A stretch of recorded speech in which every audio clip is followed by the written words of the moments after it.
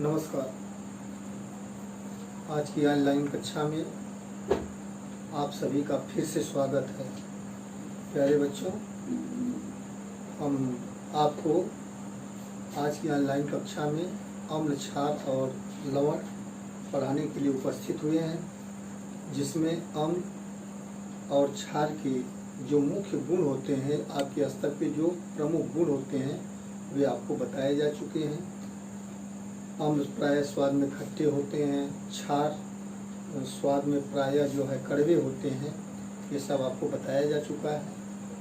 इसके बाद सूचकों के विषय में आपको बताया गया कि सूचक वे पदार्थ हैं जिनका अम्लों के साथ अलग बिहेव होता है, अलग व्यवहार होता है, और क्षारों के साथ अलग व्यवहार होता है। और सूचकों ऐसे पदार्थ जो अम्लों और क्षारों के साथ अलग अलग व्यवहार करते हैं, ऐसे पदार्थों को इंडिकेटर या सूचक कहते हैं। ये सूचक, इनके प्रमुख प्रकार हैं प्राकृतिक सूचक, लिटमस, हल्दी। लिटमस के विषय में आपको बताया गया था कि लाल लिटमस, ये लिटमस पेपर जो होता है दो प्रकार का होता है, लाल और नीला। तो नीले लिटमस पेपर को के ऊपर अगर अम्ल डाला जाएगा तो वह लाल हो जाएगा। तो अम्ल जो होते हैं वह नीले लिटमस पेपर को लाल कर देते हैं, और क्षार जो होते हैं वह लाल लिटमस पेपर को नीला कर देते हैं। और लिटमस जो होता है प्राकृतिक सूचक होता है। इसके बाद आपको गंधीय सूचक बताया गया, प्याज और लौंग, जिसका हम हमेशा उपयोग करते हैं। ये इनकी गंध जो होती है अम्लों के साथ अलग होती है और क्षारों के साथ अलग होती है। तो ऐसे सूचकों को हम गंधीय सूचक कहते हैं। ऐसे सूचक ऐसे पदार्थ जो जिनकी गंध अम्लों और क्षारों में अलग अलग होती है, ऐसे पदार्थों को हम गंधीय सूचक कहते हैं, जैसे प्याज और लौंग। इसके बाद आपको बताया गया संश्लेषित सूचक। ऐसे सूचक जो संश्लेषित करके बनाए जाते हैं, ऐसे सूचकों को हम संश्लेषित सूचक कहते हैं, जैसे मेथिल ऑरेंज और फिनोल्फ्थालीन। अब हम अपनी कक्षा पर में आगे बढ़ते हैं।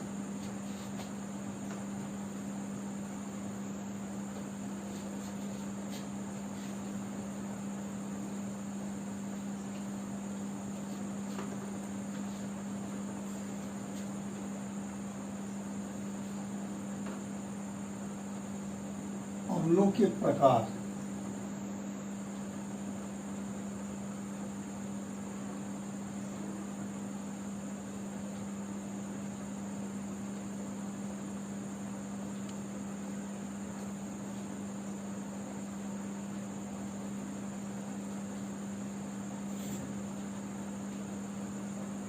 अम्ल जो होते हैं दो प्रकार के होते हैं। जैसे पहला है प्रबल अम्ल।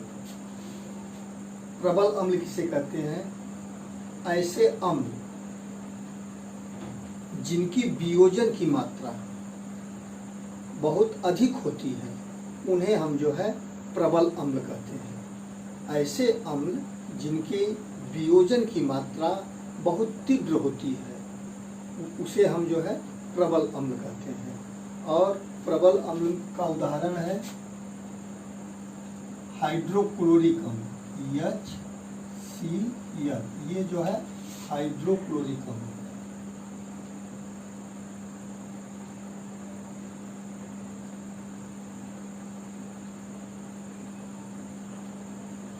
H2SO4, ये सल्फ्यूरिक अम्ल है। और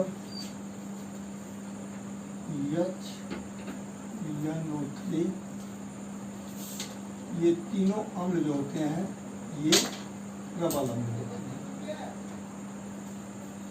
ऐसे अम्ल जिनकी वियोजन की मात्रा बहुत तीव्र होती है, बहुत अधिक होती है, ऐसे अम्लों को हम प्रबल अम्ल कहते हैं। और प्रबल अम्ल का उदाहरण हमने बताया HCl हाइड्रोक्लोरिक अम्ल, H2SO4 सल्फ्यूरिक अम्ल, HNO3 नाइट्रिक अम्ल। इसके बाद अम्ल का दूसरा प्रकार है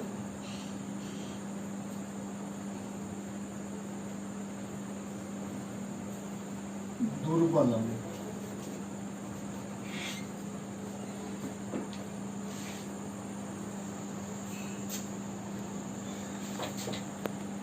ऐसे अम्ल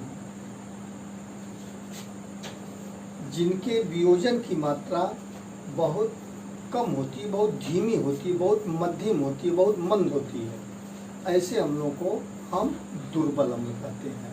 और दुर्बल अम्ल का उदाहरण है हाइड्रोजन साइनाइड HCl,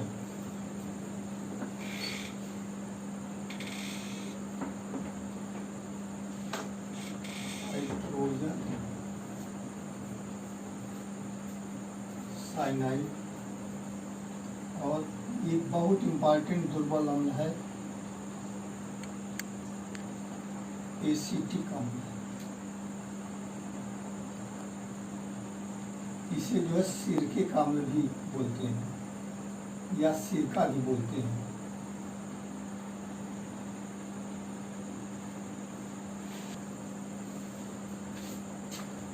तो ये प्रबल अम्ल और दुर्बल अम्ल में जिनके वियोजन की मात्रा थोड़ी मध्यम होती है, मंद होती है, उन्हें दुर्बल अम्ल कहते हैं। हाइड्रोजन साइनाइड, एसिटिक अम्ल और फार्मिक अम्ल भी आता है HCOOH, ये सब जो है दुर्बल अम्ल। इसमें एसिटिक अम्ल जिसका हम जो है प्रयोग खाने पीने की वस्तुओं को लंबे समय तक संरक्षित प्रिजर्वेटिव के रूप में इसका प्रयोग करते हैं। एसिटिक अम्ल का सिरके का प्रयोग करते हैं, अचार में सिरका डाला जाता है और सिरके का प्रयोग हम जो है खाने पीने में भी करते हैं। तो दुर्बल अम्ल ऐसे अम्ल होते हैं जिनकी वियोजन की मात्रा कम होती है। ठीक है, तो ये थे अम्लों के प्रकार। आगे हम अम्लों के कुछ गुण पढ़ते हैं।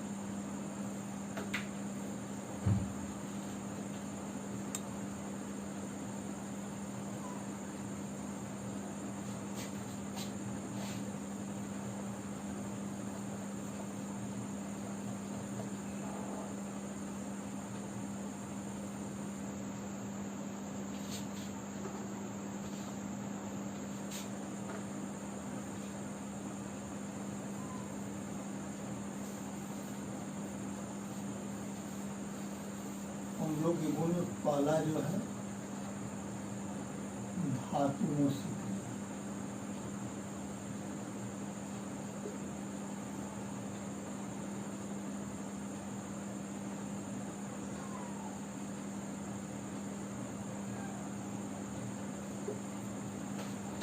अम्ल धातुओं से क्रिया करके इनका धातुओं से के साथ मिलाया जाए तो उनका क्या व्यवहार होता है। तो इसका फॉर्मूला है धातु में अम्ल मिलाएंगे तो ये लवण और hydrogen gas,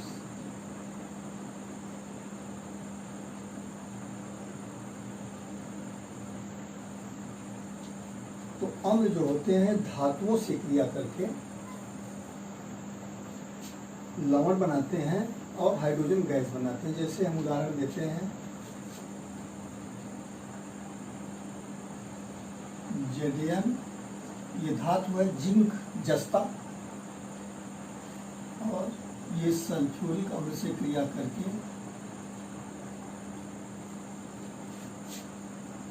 ZnSO4 zinc sulphate, ये लवण है, और हाइड्रोजन गैस के लिए ऊपर की तरफ तीर लगाते हैं। तो अम्लों का व्यवहार क्या होता है धातुओं के साथ कि अम्ल जो है धातुओं से क्रिया करके लवण बनाते हैं और हाइड्रोजन गैस बनाते हैं।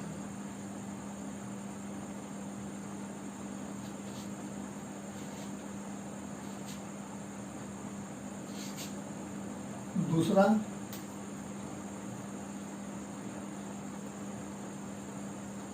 धातु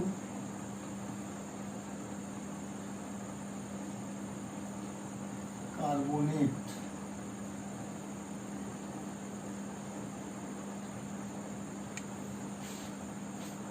धातुओं के कार्बोनेट, कार्बोनेट का सूत्र होता है, कार्बोनेट आयन का सूत्र होता है CO3-2।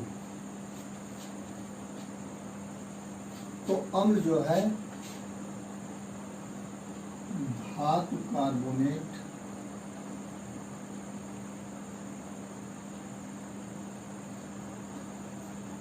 बस अम्ल से क्रिया करके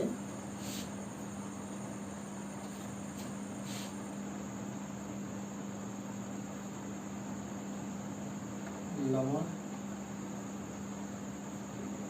प्लस कार्बन डाइऑक्साइड गैस और जल बनाते हैं।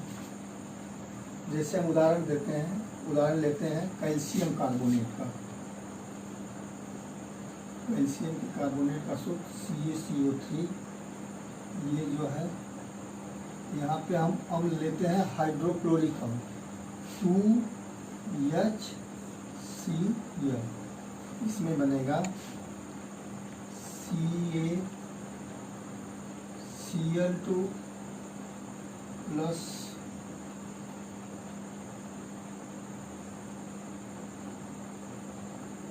H2O plus CO2। चेक कर लेते हैं कि ये समीकरण संतुलित है कि नहीं है। कैल्शियम बाएं पक्ष में 1, दाहिने पक्ष में भी 1 है। कार्बन बाएं पक्ष में 1, दाहिने पक्ष में 1 है, ये संतुलित है। ऑक्सीजन बाएं पक्ष में 3 है और दाहिने पक्ष में 2 यहाँ 1 यहाँ, 2 ये 3, संतुलित है। हाइड्रोजन देख लेते हैं, बाएं पक्ष में 2 है और दाहिने पक्ष में भी 2 है। क्लोरीन बाएं पक्ष में 2 है, दाहिने, ये संतुलित समीकरण है। तो ये अम्लों के कुछ गुण हैं। तीसरा इनका गुण होता है, इसको मिटाना पड़ेगा,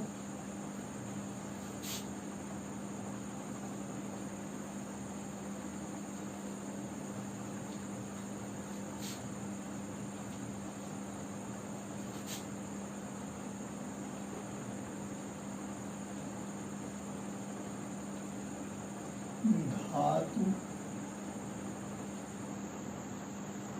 ऑक्साइड से क्रिया।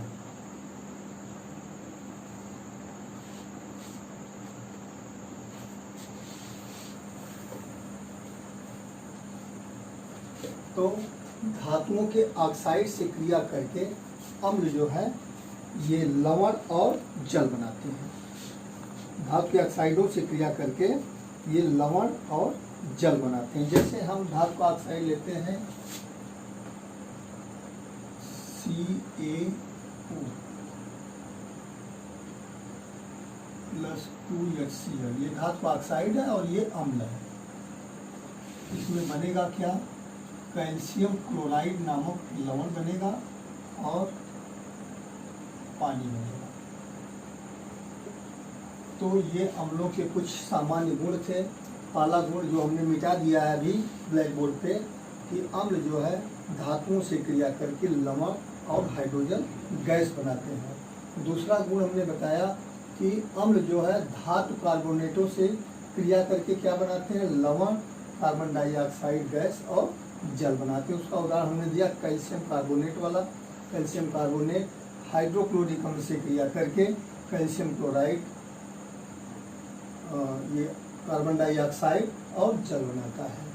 उसी तरह से अम्ल जो है धातु के ऑक्साइडों से क्रिया करके लवण और जल बनाते हैं। इसका उदाहरण हमने दिया कैल्शियम ऑक्साइड, ये धातु का ऑक्साइड है, ये हाइड्रोक्लोरिक अम्ल से क्रिया करके कैल्शियम क्लोराइड नामक लवण बनाता है और जल बनाता है।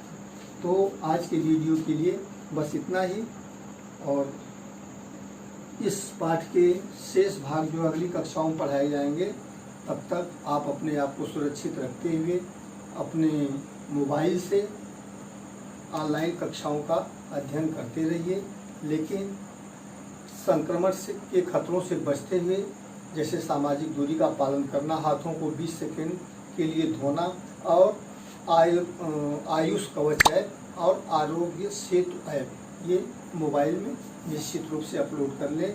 आज की कक्षा के लिए बस इतना ही। धन्यवाद।